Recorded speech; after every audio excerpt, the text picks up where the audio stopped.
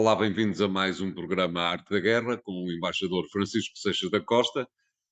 Para começarmos desta vez, como tem acontecido nas últimas semanas, por perguntar ao embaixador como é que tem visto os acontecimentos na guerra da Ucrânia, sendo certo que, ou sendo quase certo, ou pelo menos a acreditar em muitos dos analistas, nomeadamente nos analistas militares, que a Rússia pode estar a preparar-se para comemorar o primeiro ano de guerra, a 24 de fevereiro, com um novo ataque em massa. Parece-lhe que será mais por aí que esta tristonha comemoração vai acontecer.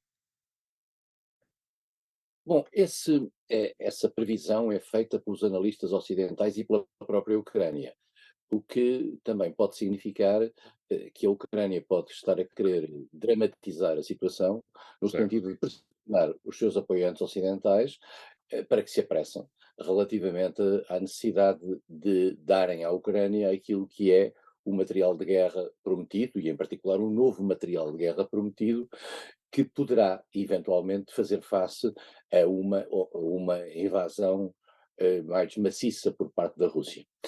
Hum, Essas coisas são muito estranhas, porque se nós olharmos para este ano de guerra, nós verificamos que a Rússia faz um grande avanço, faz depois recuos, foi, digamos, limitada por uma ação com grande sucesso por parte da Ucrânia, quer na parte sul, na parte de Kherson e Zaporizhia, quer na parte leste, onde a Rússia perdeu muito daquilo que tinha sido o seu avanço inicial na zona de Donbass e não conseguiu controlar todos os dois estados que entretanto foram criados.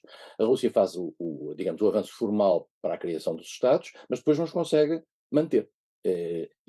E a Ucrânia, durante algum tempo, pareceu, digamos, estar a avançar e a travar qualquer ação russa. Verificou-se que a Rússia regressou, digamos, à ofensiva, e em particular este cerco de Bakhmut, que é uma localidade histórica no quadro do Donbass, que está a ser cercada pelos russos e cada vez está mais sob pressão dos russos. Já tinha uma outra localidade caída, que era Solidar, e ao que parece, de acordo isso com os especialistas, esta localidade é fundamental porque a sua queda proporcionaria depois um avanço para Kramatorsk e zonas mais próximas, o que significaria, digamos, um desanuviar para os russos daquilo que é a pressão ucraniana naquela área.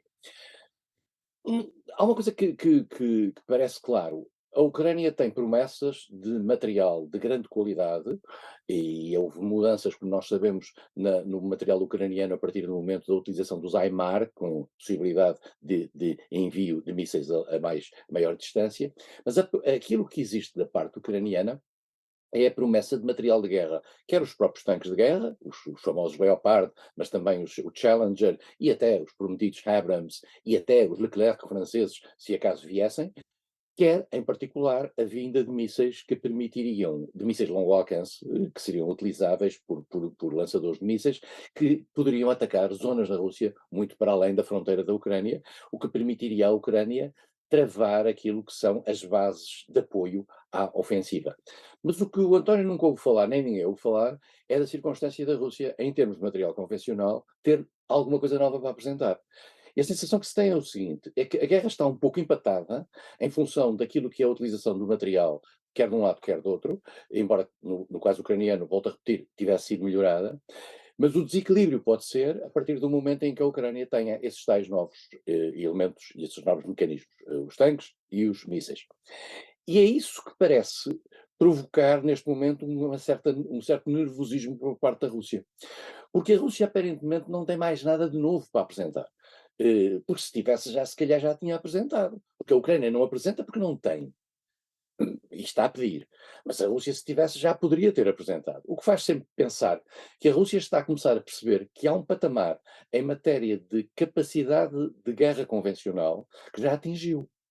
E que qualquer desequilíbrio que possa ser provocado pela melhoria do material de guerra que a Ucrânia passa a ter ao seu dispor, acabará por desequilibrar a guerra a favor da Ucrânia. E é isso a razão pela qual nós temos assistido nos últimos dias e nas últimas horas mesmo, mais uma vez, à chamada mudança de patamar, a noção da Rússia no sentido de dizer nós poderemos eventualmente mudar de patamar. E a mudança de patamar todos nós sabemos o que é em princípio patamar nuclear, mesmo que seja nuclear tático.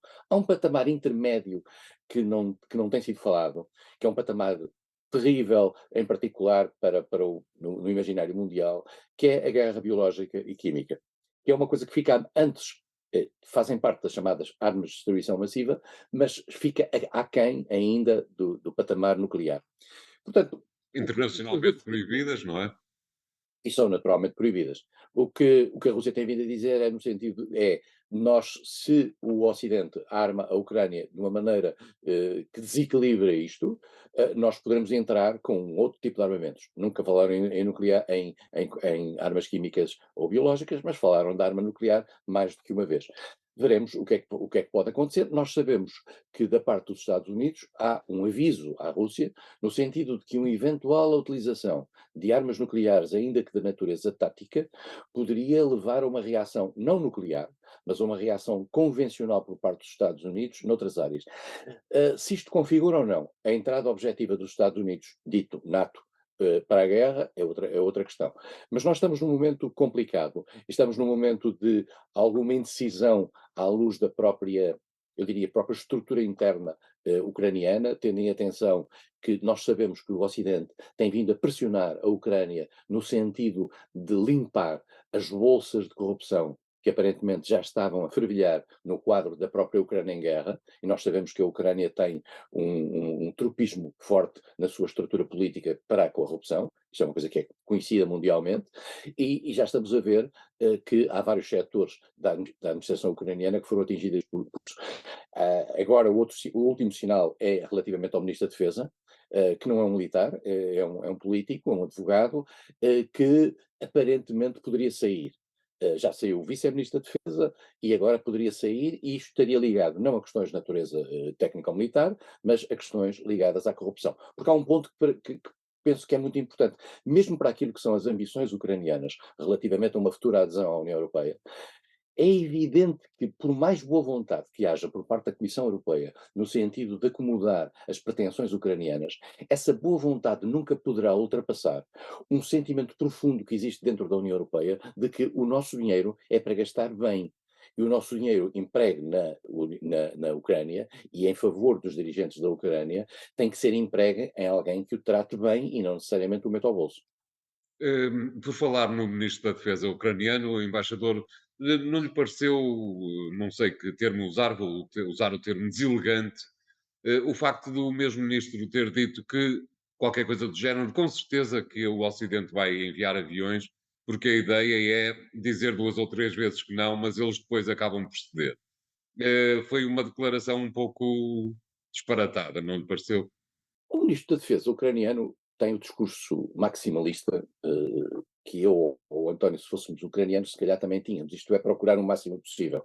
E como no passado já várias coisas foram ditas que não eram dadas e que depois foram dadas, eles vão julgando adiante. Só falta pedir bombas nucleares daqui a uns tempos. Quer dizer, e, portanto, eh, a questão é o seguinte: Joe Biden muito claramente disse que não dava aos F-16.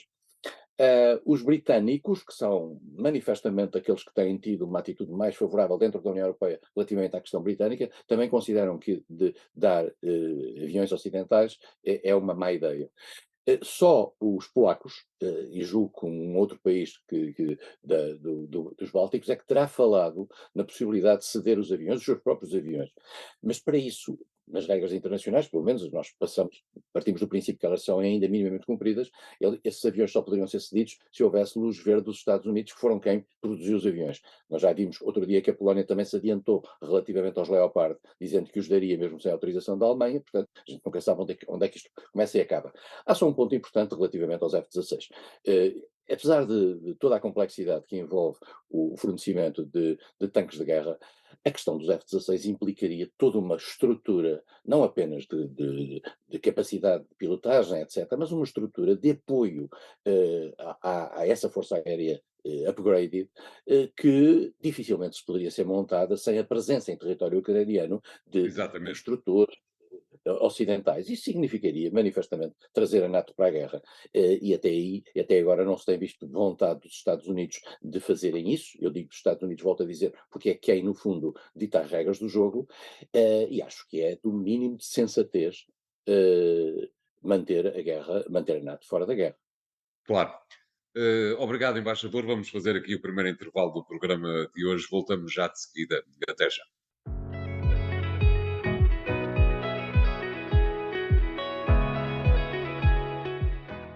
Bem-vindos à segunda parte da Arte da Guerra, desta vez para pedirmos ao embaixador Seixas da Costa que nos explique de que forma é que viu esta iniciativa do ex-presidente do Brasil, Jair Bolsonaro, que está a viver nos Estados Unidos desde o início do mês, se não estou em erro, desde mais ou menos a altura em que Lula da Silva assumiu a presidência e que foi visto a intervir num encontro organizado pelos grupos, pelo grupo, nunca ninguém sabe muito bem do que é que estamos verdadeiramente a falar, que eles próprios organizaram também o assalto ao Capitólio nos Estados Unidos, a 6 de janeiro do ano passado.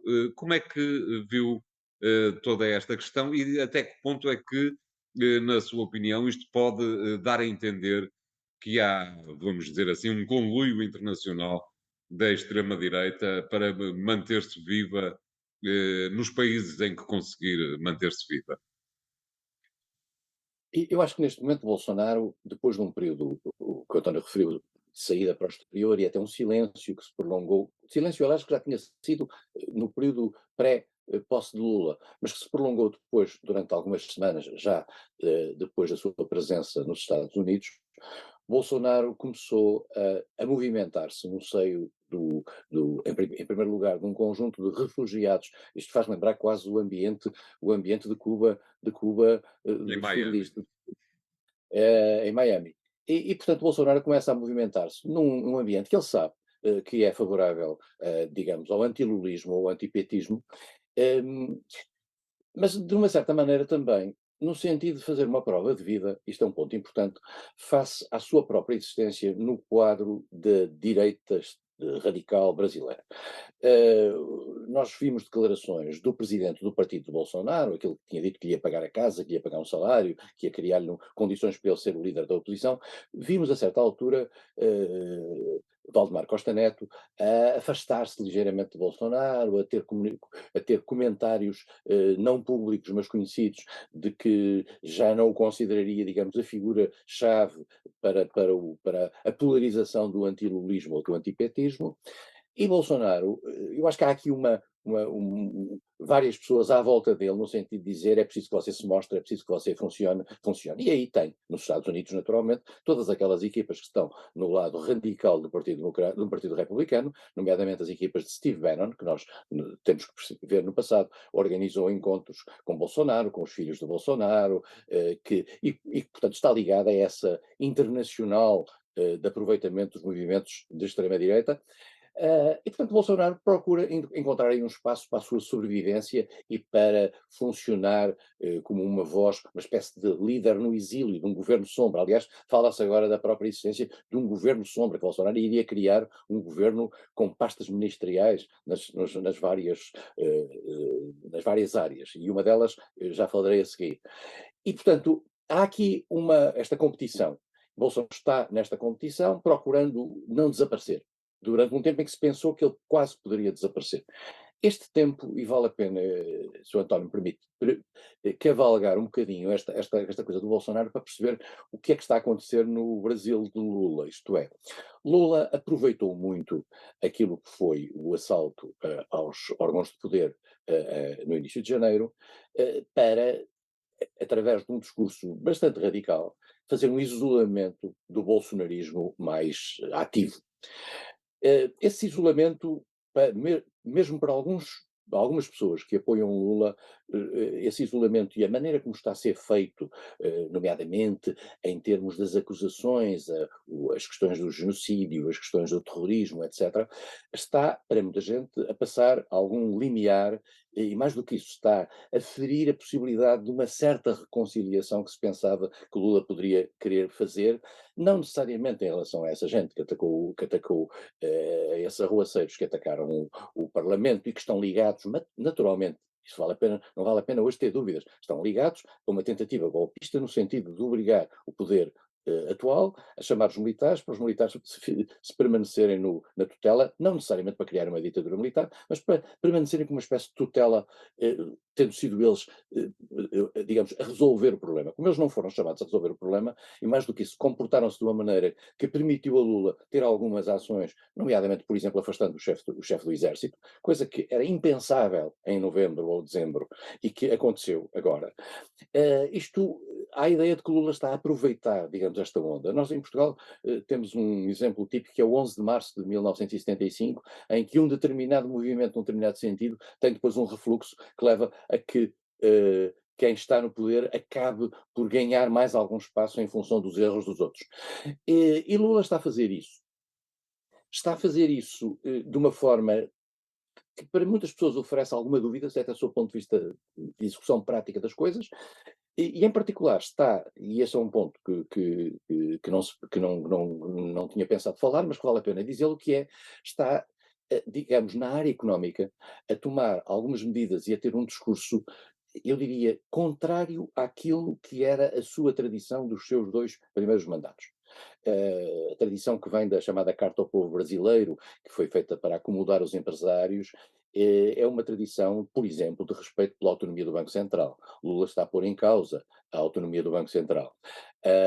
E está a pôr em causa a autonomia do Banco Central, e vale a pena lembrar, o governador do Banco Central foi nomeado por Bolsonaro, mas faria parte da tal lista do governo secreto, do governo sombra de Bolsonaro, e neste momento Lula todos os dias faz proclamações contrárias àquilo que é a lógica da, da atitude do Banco Central, nomeadamente em matéria da manutenção das taxas de juros a um determinado nível. Lula, digamos, está a politizar esta questão, e há muitos setores do PT que estão de acordo com ele, mas há setores do mundo empresarial que estão muito preocupados com a circunstância de se presumir que o Banco Central vai passar a ser, digamos, a ser um instrumento de natureza política. Nós já vimos um outro banco brasileiro que é importante, que é o BNDES, que Lula deu posse há dias a Aloísio Mercadante, que é o antigo ministro da Educação, o seu antigo ministro da Educação, e que é um homem muito ligado ao PT.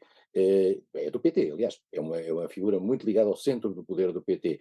E, portanto, esse banco, que é um banco de desenvolvimento, que é um banco muito importante para a atuação até na periferia geográfica do Brasil, está nas mãos claramente do PT. Esteve sempre no passado e fez sempre, digamos, era uma espécie de instrumento de natureza política.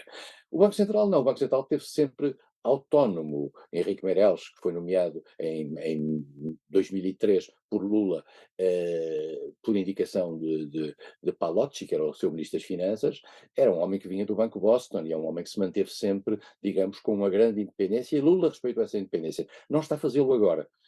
E há quem diga que isto pode ser mau. Agora, enfim, depois há quem diga que pode ser bom, no sentido de acabar com a ortodoxia, digamos, um bocadinho ligada ao consenso de Washington. Enfim, são as duas linhas que se vão defrontar.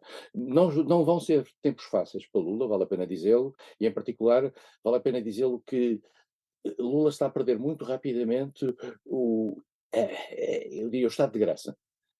As críticas a Lula são muito evidentes hoje em dia, muito mais rápidas do que se presumia, nomeadamente em setores da imprensa que até nos últimos tempos tinham estado ao seu lado. Veremos como é que as coisas se passam e o que é que vai acontecer, e veremos agora, particularmente, a atitude de Lula no plano internacional, a maneira como as suas propostas, que são muito bem aceitas relativamente à questão, por exemplo, ambiental, eh, têm ou não um efeito prático, e vamos ter, digamos, o teste do algodão no caso de Lula, que é uma questão na qual ele se mantém na mesma linha, que é a questão da Ucrânia. Lula continua a manter-se numa posição de alguma equidistância, coisa que enerva muito os Estados Unidos. E ofereceu os seus serviços como embaixador aqui, antecipou variadas semanas antes de acontecer. Mas tinha dito o embaixador que queria fazer uma referência aos ministérios sombra que Isto Lula sombra está a não fazer. é a única referência que eu queria fazer é que, de facto, o governador do Banco Central aparece referido como ministro sombra das finanças no Certo. governo sombra É evidente que isto é uma blaga. O Roberto Campos é um homem muito bem preparado, ele, aliás, é neto, creio eu, do célebre Ministro das Finanças e antigo embaixador do Brasil em Washington, Roberto Campos. É um homem conservador, mas a tradição do Banco Central brasileiro, digamos, é manter-se numa lógica conservadora. Pensava-se que o Lula tinha conseguido ali uma ligação. Aparentemente não. Vamos ver em que medida, por exemplo, estas acusações a Bolsonaro redundam, por exemplo, em processos, porque se redundar em processos, a questão deixa de ser puramente política e passará também a ter uma dimensão judicial. Nós sabemos o papel que a justiça tem tido nos últimos anos no Brasil. Estas acusações que são feitas a Bolsonaro de descaso e de culpabilidade objetiva no caso dos índios Yanomami na fronteira com a Venezuela, foram descobertos casos absolutamente assustadores de centenas de crianças que terão morrido de subnutrição, e tudo isso era provocado por quê? Era provocado pela liberalização que foi feita do garimpo da procura do ouro, que fez com que os índios fossem escorraçados, umas vezes ficando no Brasil, outras vezes atravessando a fronteira para a Venezuela, e ficando ali numa situação que não permitiu ajudas humanitárias mínimas. E, portanto, a descoberta disso é uma coisa extremamente chocante e a prova provada, e isso é mais do que evidente, que o governo Bolsonaro, na sua liberalização daquilo que era o desmatamento e a possibilidade de avanço liberal, digamos, para dentro da Amazónia, teve estas consequências. Se isto significa que estamos perante um genocídio objetivo, com dolo ou não, é outra questão, uma questão judicial. Politicamente, essas coisas estavam-se mesmo a ver, e é evidente que esta, aliás, é a grande cartada de Lula no plano internacional, é reverter a imagem de Bolsonaro como irresponsável em matéria ambiental e de proteção da natureza. Claro. Obrigado. Vamos fazer aqui o segundo intervalo do programa de hoje. Voltamos já de seguida com o último tema. Até lá.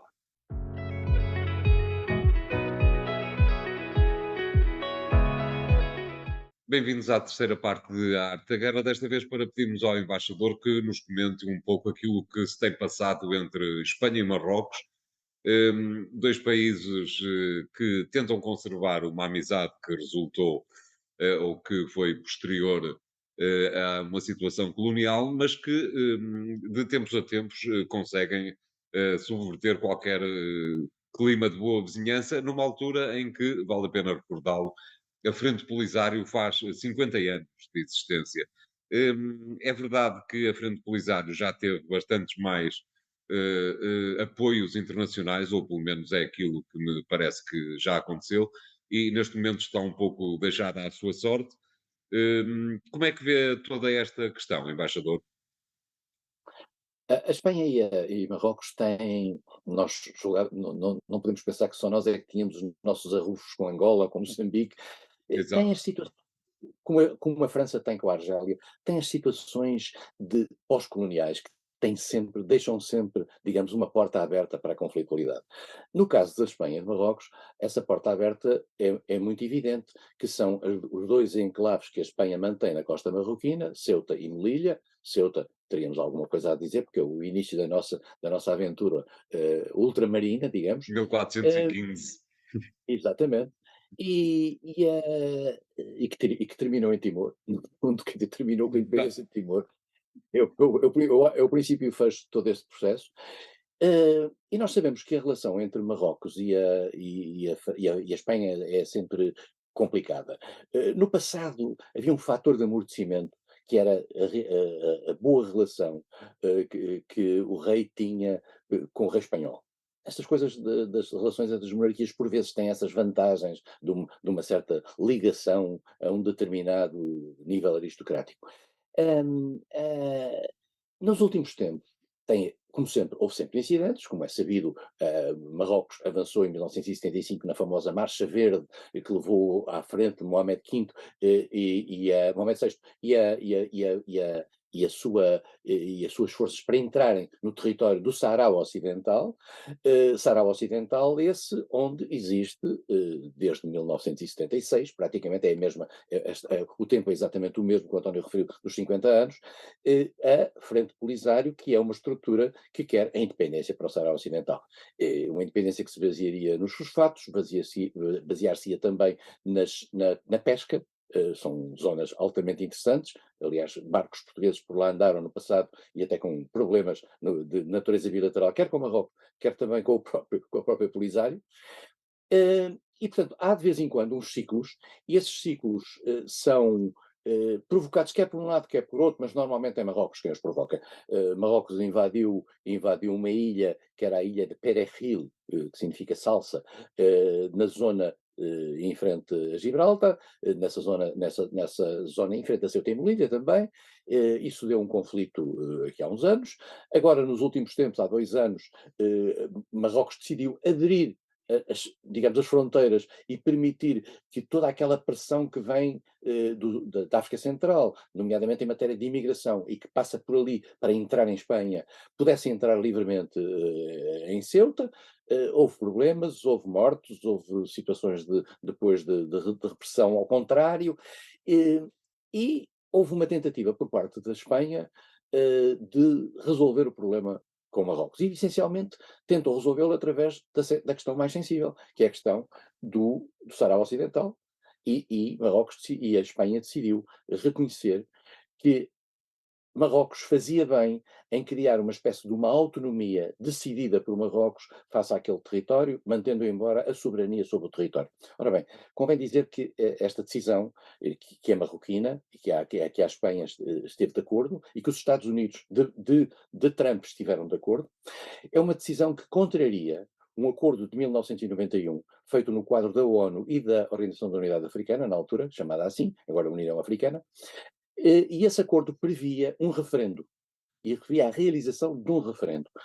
Marrocos nunca realizou esse referendo, portanto, contrariou aquilo que a ONU que se tinha comprometido, vale a pena dizê-lo, no quadro da ONU, e avançou agora com a ideia de uma autonomia no quadro do Sahara Ocidental. Entretanto, a Polisário tem uma nova liderança. Nós sabemos que a Polisário é, no fundo, um grupo que vive tutelado pela Argélia. Vive na Argélia, está na Argélia, só um quinto da zona do Saara Ocidental é que se pode ser dito que neste momento tem em que o Polisário tem alguma capacidade de atuação. O resto está tomado pelos marroquinos. A circunstância de Madrid ter decidido apoiar o plano de paz de Marrocos fez com que a Argélia, que é a tutela verdadeiramente do processo por parte da Polisário, entrasse em conflito com Espanha. E mais do que isso, fez ameaças de cortar o fornecimento do gás, que também nos diz alguma coisa, porque o gás que vem da Argélia passa por ali, por Espanha. Fez cortes em termos comerciais. Nós sabemos que estes regimes, que são regimes digamos, de natureza central, muito nacionalista e controlada pelo Estado, o comércio consegue-se controlar. Houve uma quebra entre janeiro e novembro do ano passado, uma quebra de 40 e tal por cento das exportações espanholas para a Argélia. Mas a Espanha não joga nisto por acaso e apenas para atenuar as coisas. Joga nisto pelas vantagens que pode ter de uma acomodação com Marrocos. E essa acomodação com Marrocos fez-lhe aumentar, por exemplo, em 2022, cerca de 20 e tal por cento das suas exportações, e mais do que isso, a Espanha prepara-se neste momento para se colocar na primeira linha de um conjunto grande de investimentos que vão ser feitos em Marrocos, quer nas áreas das infraestruturas sanitárias, quer nas áreas da ferrovia. E, portanto, e além disso, fala-se ainda num conjunto de facilidades que poderiam ser dadas em outros setores económicos. A Espanha está a jogar aí. E há uma pressão, ao que dizem, empresarial espanhola, no sentido de amortecer aquilo que são os conflitos com Marrocos.